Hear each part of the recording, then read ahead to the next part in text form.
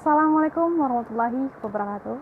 Selamat pagi, Om Swastiastu, Namo Buddhaya, salam kebajikan, dan salam sejahtera untuk kita semua.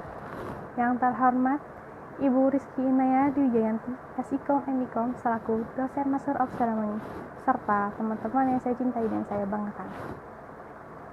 Sebelumnya, izinkanlah saya memperkenalkan diri. Nama saya Delisha Abraham, saya mahasiswi dari kampus Universitas Satya Negara Indonesia, Fakultas Ilmu Sosial dan Ilmu Politik, jurusan Ilmu Komunikasi. Pada kesempatan kali ini, saya akan membahas orasi ilmiah yang berjudul Stop Kekerasan Terhadap Perempuan. Kerap kali kekerasan terhadap perempuan menjadi isu yang diperbincangkan publik, baik itu dalam negeri ataupun di luar negeri. Perempuan selalu mendapatkan perlakuan yang tidak adil dari kaum laki-laki.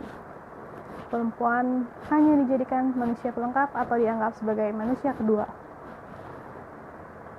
Bahkan perempuan selalu menjadi korban kekerasan dari masa ke masa. Dalam bentuk yang tidak sama persis, kekerasan terhadap perempuan terus terjadi sampai saat ini.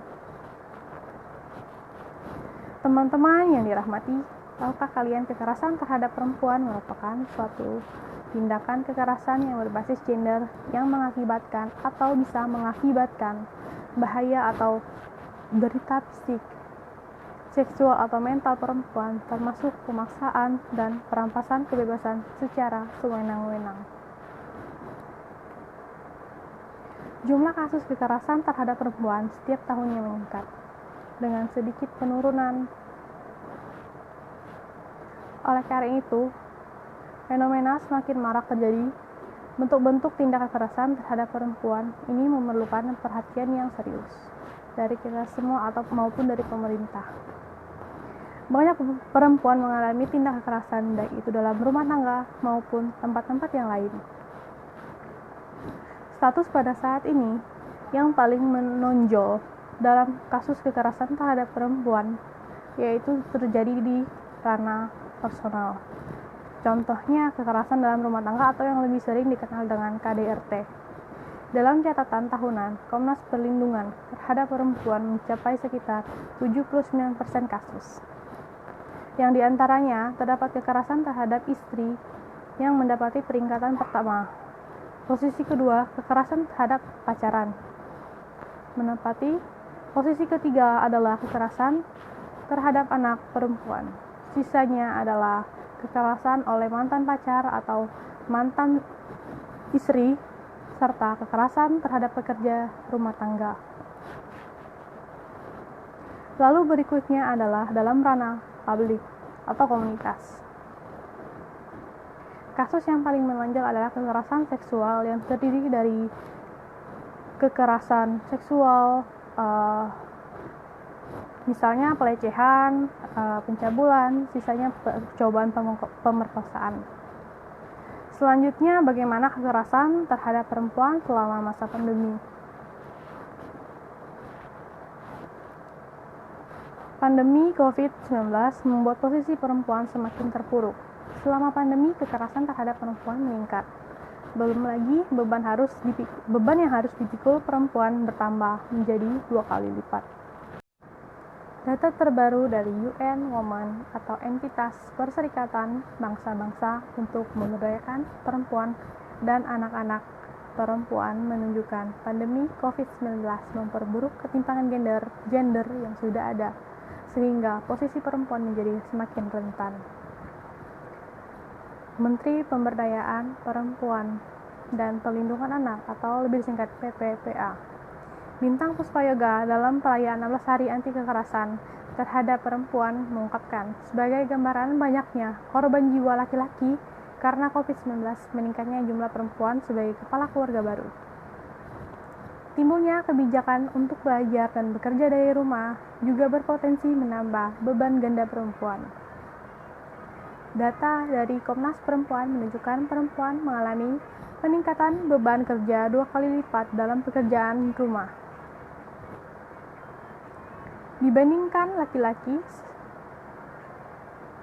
Sebanyak 57% perempuan juga mengalami peningkatan stres dan kecemasan dibandingkan 48% laki-laki. Selain itu, himpitan ekonomi dan beban mental yang berat membuat perempuan harus menjadi sasaran kekerasan. Data terbaru Simponi PPPA sejak pandemi berlangsung di Indonesia dari tanggal 29 Februari sampai 27 November 2020, kekerasan terhadap perempuan mencapai 4.477 kasus dengan 4.520 korban. Mayoritas korban kekerasan terhadap perempuan atau 59,8% adalah korban kekerasan dalam rumah tangga atau KDRT. Sedangkan jumlah kekerasan terhadap anak perempuan mencapai 4.472 korban. Jumlah tersebut lebih banyak ketimbang anak laki-laki sebanyak 1.778 korban dari total 6.250 anak korban kekerasan.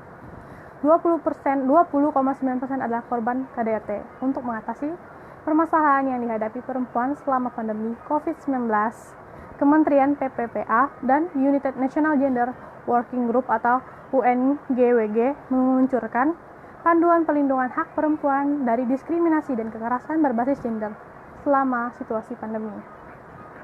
Kementerian meluncurkan panduan ini guna melakukan pencegahan dan penanganan kekerasan yang berbasis gender dalam krisis pandemi, pencegahan atau mengurangi diskriminasi kekerasan terhadap perempuan.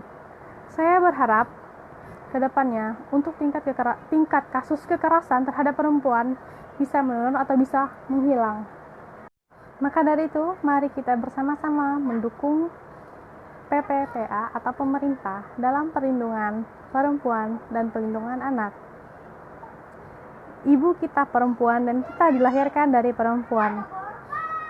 Karena dari perempuan akan terlahir generasi penerus bangsa. Mari bersama-sama kita mendukung pemerintah.